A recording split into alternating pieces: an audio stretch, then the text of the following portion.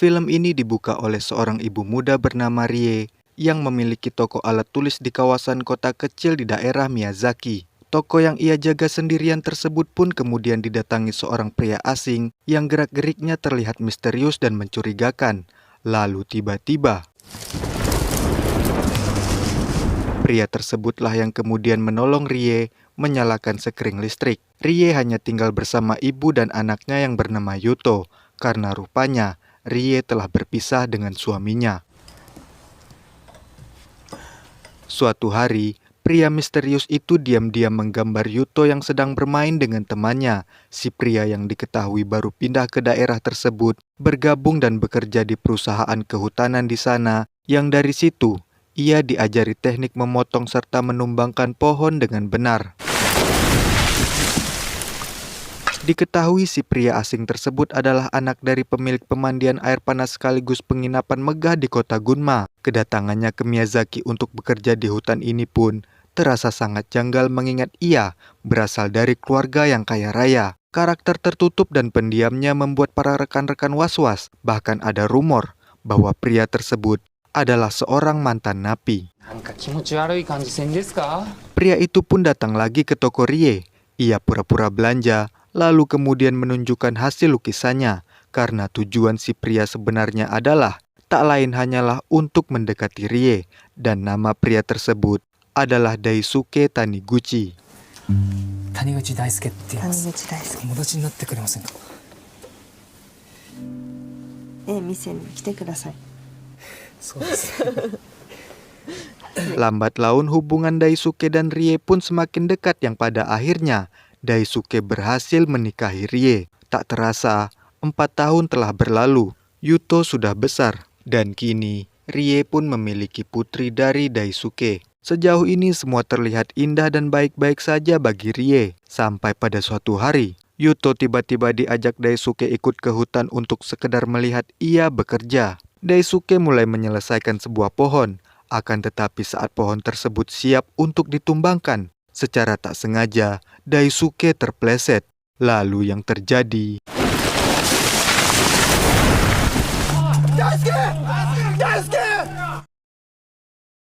setahun kemudian, di hari peringatan berpulangnya Daisuke, muncullah kakak Daisuke bernama Kyoichi yang baru hadir untuk menyampaikan penghormatan. Dari Kyoichi lah akhirnya kita mendapatkan informasi bahwa selama ini hubungan Daisuke dan keluarga besarnya tidak begitu baik, yang kemudian saat Kyoichi melihat ke altar, ia pun merasa heran karena foto yang dipajang bukanlah foto Daisuke adiknya. Sedikit perdebatan pun muncul karena Rie bersikeras dan yakin itu adalah foto Daisuke. Namun karena Kyoichi kakak kandungnya, tentu ia lebih tahu seperti apa Daisuke sebenarnya, karena jelas-jelas itu bukan Daisuke adiknya. Seketika hal tersebut pun membuat Rie terperangah.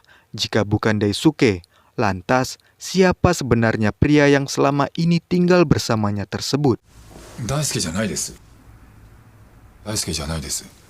Daisuke-san desu. Daisuke じゃない。 Untuk membantunya mengungkap misteri itu, Rie mendatangkan pengacara dari Yokohama bernama Kido. Penyelidikan pun dimulai dengan mengumpulkan DNA suami Rie yang kini kita sebut saja dia dengan Mr. X tersebut. Kido melihat lukisan Mr. X, dan di antara lukisan-lukisan itu, perhatian Kido tertuju pada sebuah gambar orang yang wajahnya tidak jelas. Rie pun mulai khawatir dengan kejanggalan ini. Ia pun takut jika jangan-jangan mendiang suaminya tersebut telah terlibat dalam sebuah kasus kejahatan. Perlu diketahui, Kido adalah orang Jepang keturunan Korea, yang mana di Jepang sendiri ada sentimen dari sebagian masyarakat Jepang asli terhadap orang-orang keturunan Korea. Semua itu bermula dari zaman penjajahan dan menjadi konflik sejarah antara Jepang dan Korea. Sampai sekarang, keberadaan orang keturunan Korea di Jepang masih sulit diterima oleh kalangan masyarakat Jepang tertentu, bahkan termasuk dari mertua Kido sendiri. Meski Kido akhir-akhir ini sangat sibuk, istri Kido yang bernama Kaori ingin mereka segera pindah ke rumah baru. Kaori ingin punya anak lagi, dan ia menginginkan rumah yang lebih besar. Urusan Kido yang harus bolak-balik keluar kota pun entah mengapa membuat Kaori mulai curiga apakah benar tujuan perjalanan Kido semata-mata hanyalah untuk urusan pekerjaan. Singkat cerita, Kido akhirnya menemui Kyoichi di penginapannya dan akhirnya ditemukanlah sebuah fakta bahwa konflik Daisuke dan keluarga besarnya salah satunya adalah perselisihan tentang siapa yang akan mengambil alih perusahaan penginapan tersebut sepeninggalan ayah mereka. Daisuke diketahui pernah menetap di Osaka dan inilah sosok asli Daisuke tersebut. Dari situ Kido kemudian menemui mantan pacar Daisuke bernama Misuzu. Wanita tersebut bercerita, ia telah lost contact dengan mantannya itu. Sebenarnya tak ada konflik di antara mereka, akan tetapi tanpa sebab.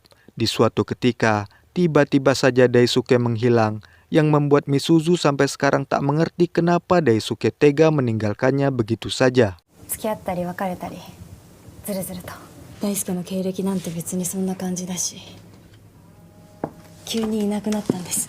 やっと消息が分かったと思ったらこれですもん。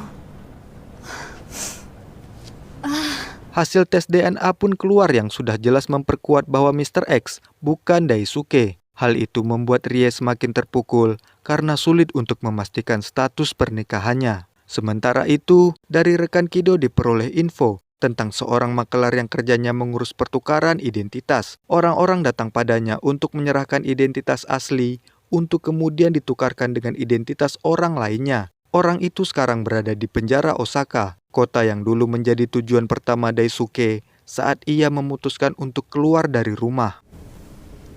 Omiura Norio.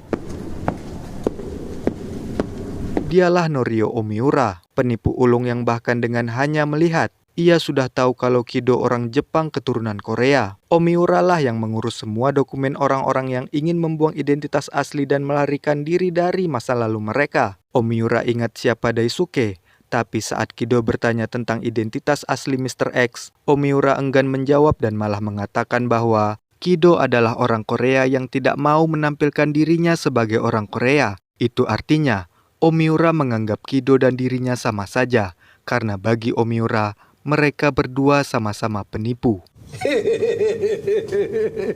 Tapi beberapa hari kemudian, Omiura mengirimkan surat kepada Kido yang mana dalam surat tersebut tertulis dua nama, yakni Taniguchi dan Sonezaki. Kido tak mengerti maksudnya, akan tetapi boleh jadi Sonezaki adalah nama asli Mr. X.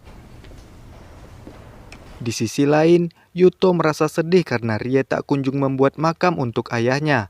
Lalu Yuto pun mempertanyakan apakah namanya akan berganti lagi, karena sebenarnya Yuto terlahir dengan nama Yoneda Yuto yang merupakan nama keluarga dari ayah kandungnya. Kemudian saat ibu dan ayahnya berpisah, namanya diganti menjadi Takemoto Yuto, yakni nama keluarga Rie, yang dari situ kemudian berganti lagi menjadi Taniguchi Yuto setelah ibunya menikah dengan Mr. X. Bingung harus bagaimana, Rie pun akhirnya menceritakan semuanya kepada Yuto tentang kebohongan nama ayah sambungnya dan tentang nama Taniguchi Daisuke yang sebenarnya milik orang asing. Itu sebabnya makam ayah sambungnya itu tak kunjung dibuat karena mereka tak bisa menuliskan nama orang asing di makam tersebut. 僕次誰になればいいの？僕また名字変わるの？って誰だったの？私たちが知らない人の名前だって谷口大輔って書くわけにもいかないでしょ。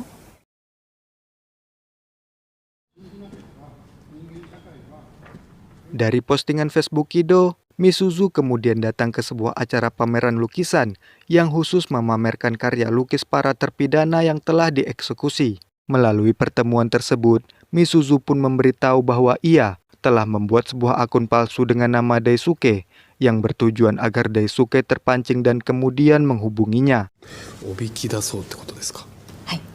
Lalu saat Kido sedang melihat-lihat karya pameran di sana, ia tak sengaja melihat sebuah lukisan yang sangat mirip dengan lukisan Mr. X. Dan saat ia mengecek siapa napi yang memiliki lukisan tersebut, ya, wajahnya sangat mirip dengan Mr. X karena dia memang ayah kandungnya. Ayah Mr. X itu bernama Kenkichi Kobayashi. Ia adalah seorang pekerja bangunan yang terlilit hutang dan kemudian nekat membobol rumah serta melenyapkan bosnya sendiri sekaligus keluarganya. Tak ada pengacara yang bisa membebaskannya hingga kemudian Kenkichi dieksekusi pada tahun 2003. Dari situ diketahuilah bahwa anak dari Kenkichi adalah Mr. X dan nama asli Mr. X adalah Makoto Hara. Ia menggunakan nama keluarga ibunya. Makoto dibesarkan di panti asuhan, kemudian ia sempat menjadi seorang petinju profesional. Makoto merubah identitasnya, boleh jadi karena ia ingin lari dari sebuah kejahatan yang telah dilakukan. Tapi jika benar demikian, lalu siapa pemilik nama Sonezaki yang dikirim oleh Om Miura tempo hari?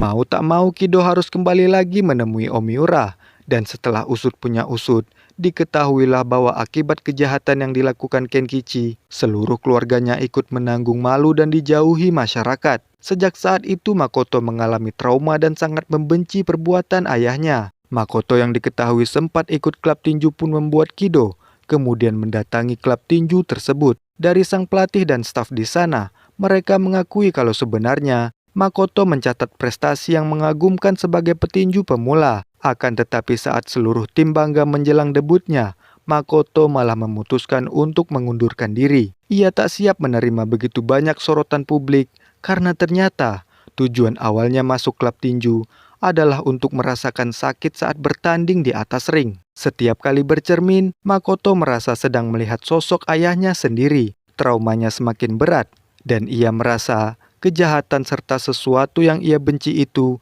berada di dalam tubuhnya. Alih-alih bisa menghukum diri sendiri di atas ring, kemampuan tinju Makoto malah menarik perhatian orang ramai yang membuat ia kemudian keluar dari klub tinju tersebut. 勝ち負けとかはどうでもいいんです。俺立ってもいいのかなって。親父いるって思うと。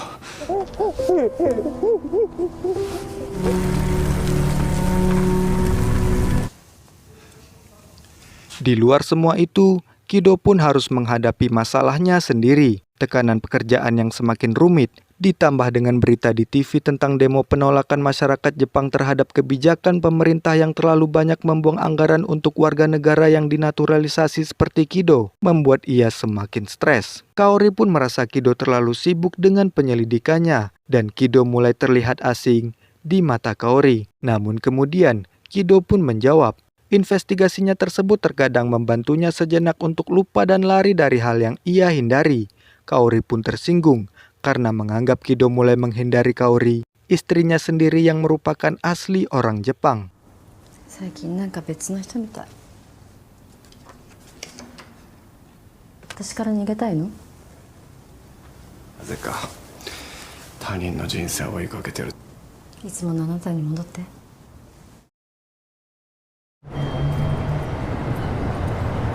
Walaupun sempat menimbulkan guncangan hebat di dalam batinnya, tapi setidaknya kini Rie bisa bernapas lega karena Makoto bukanlah orang jahat. Sempat tak terima karena Kyoichi merasa Makoto ingin merebut warisan menggunakan identitas Daisuke.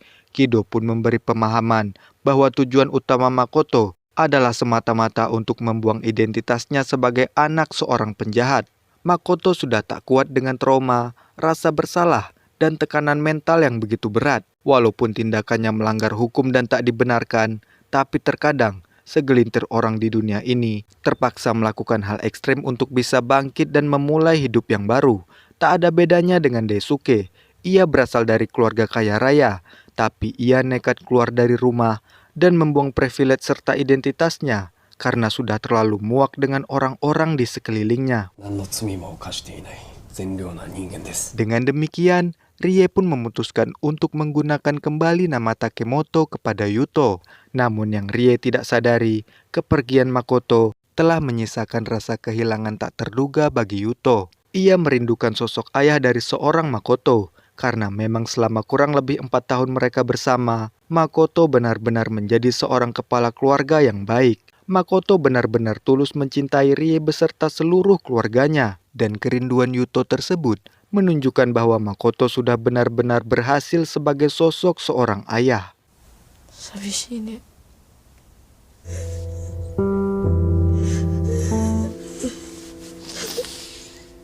Di waktu yang sama, Misuzu iseng melihat postingan akun Facebook Kido yang terlihat bahagia dengan keluarganya.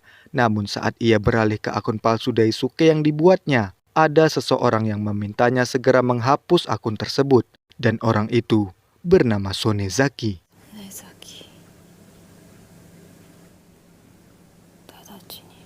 Dari cerita Misuzu itu Kido baru tersadar bahwa Omiura ternyata sudah memberinya jawaban sejak awal karena rupanya Makoto telah 2 kali mengganti namanya. Pertama ia menggunakan nama Sonezaki, lalu setelah Daisuke datang, nama Sonezaki tersebut dipakai oleh Daisuke, yang kemudian dari situ barulah Makoto mengganti identitasnya menjadi Daisuke palsu. こいつは今どこにおんねん。 Lewat trik akun palsu tersebut, akhirnya Misuzu berhasil menemukan Daisuke. Misuzu tak menyangka, karena selama ini ia mengira ia tak akan pernah bisa bertemu lagi dengan Daisuke. Investigasi ini pun akhirnya selesai. Meski hanya beberapa tahun bersama Rie, namun pasti Makoto sangat bahagia. Karena di waktu yang singkat tersebutlah, ia benar-benar bisa bangkit, bahkan membina sebuah keluarga. 彼は本当に幸せだったと思います。 Setelah mengetahui semuanya, Yuto pun mengerti mengapa Makoto sangat baik dan menyayangi mereka sekeluarga. Karena Makoto hanya ingin berusaha memberikan sesuatu yang semasa kecil tak ia dapatkan dari ayahnya. やっぱり優斗のこと好きだったからだよ。 Kido pun sekarang memiliki waktu luang untuk keluarganya. Bahkan ia sempat menyediakan air hangat untuk mandi Kaori yang baru saja pulang pesta malam itu. Kido kemudian berkata kepada Kaori bahwa tugasnya sudah selesai dan ia sekarang tak perlu khawatir lagi. Esok harinya Kido pun makan bersama dengan keluarga kecilnya itu. Namun saat Kaori ke toilet, ada sebuah pesan masuk di HP Kaori yang ternyata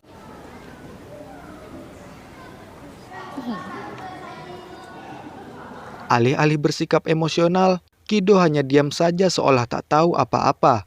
Ia pun pergi ke sebuah bar dan ngobrol bersama pria asing di sana. Awalnya hanya obrolan tentang pohon dan kayu, namun pembicaraan mereka pun semakin terasa janggal saat Kido mengaku bahwa ia berasal dari Gunma. Keluarganya punya penginapan serta pemandian air panas dan ia punya 2 anak. Yang mana kita tahu, anak Kido sebenarnya hanya 1. Dari situ pun akhirnya kita mengetahui bahwa Kido sedang memainkan peran sebagai Makoto yang memakai identitas Daisuke.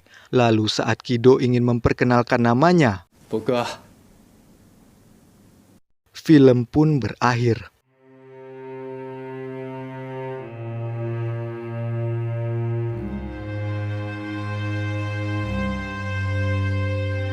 Ending yang menggantung ini tentu menimbulkan tanda tanya dan kebingungan. Untuk itu, maka akan saya jelaskan makna di baliknya lewat 2 poin berikut. Pertama, kenapa Kido hanya diam saja mengetahui Kaori selingkuh? Jawaban yang mungkin paling masuk akal adalah kelelahan mental.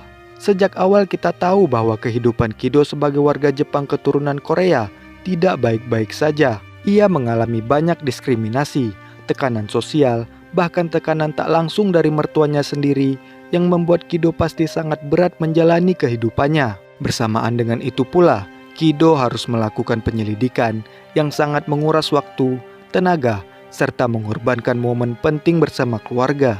Kido telah berusaha untuk tetap waras di tengah kegilaan di dalam batinnya. Namun akhirnya ia menyerah saat ia tahu perjuangannya tersebut dikhianati oleh Kaori. Bukan berarti Kido tidak marah, ia sangat marah. Namun ia sudah tak punya energi untuk melampiaskannya. Poin kedua, kenapa di akhir Kido malah berakting seolah ia adalah Makoto yang menggunakan identitas Daisuke? Jawabannya sudah ada sejak awal kemunculannya. Sesuai poin pertama, Kido sendiri sebenarnya memiliki krisis identitas antara dia orang Korea atau orang Jepang. Ia berusaha keras untuk diterima sepenuhnya dalam masyarakat, dan hal tersebut merupakan sindiran telak bagi manusia modern di mana sebuah nama dan status merupakan hal yang sangat penting dan menjadi obsesi. Sementara di tangan makelar kelas kakap seperti Omiura, nama, gelar, status dan segala identitas dengan sangat mudah diperjualbelikan bagai barang-barang murah di etalase. Di zaman modern, nama dan gelar bagaikan label yang bisa dilepas pasang dan ditukar kepada tubuh siapa saja. Kritik sosial tersebutlah yang coba disampaikan lewat Kido yang dengan mudah ikut-ikutan mengganti identitasnya sebagai bentuk rasa kekecewaan dikarenakan nama baiknya sebagai suami dan sebagai kepala keluarga sudah tak layak pakai karena telah dihancurkan oleh istrinya sendiri.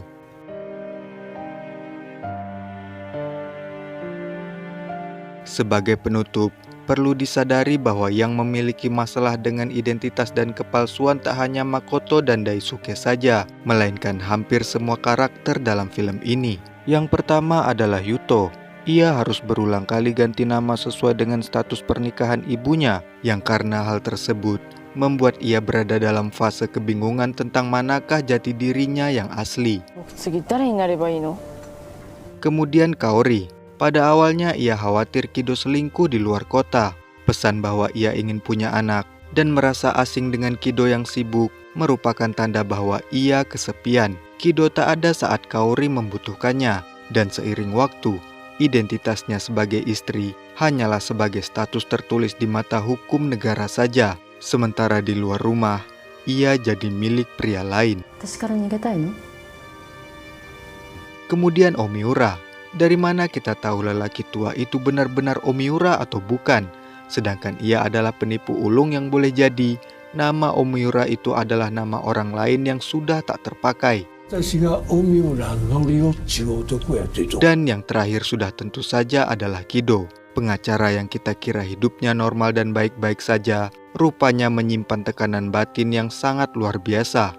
Boleh dikatakan, orang dengan krisis identitas paling nyata di film ini adalah Kido, karena gen dan status kewarganegaraan membuat Kido kebingungan tentang di sebelah mana ia harus berdiri. Tapi percuma saja, di sisi manapun Kido berada sepertinya ia tak akan dihargai.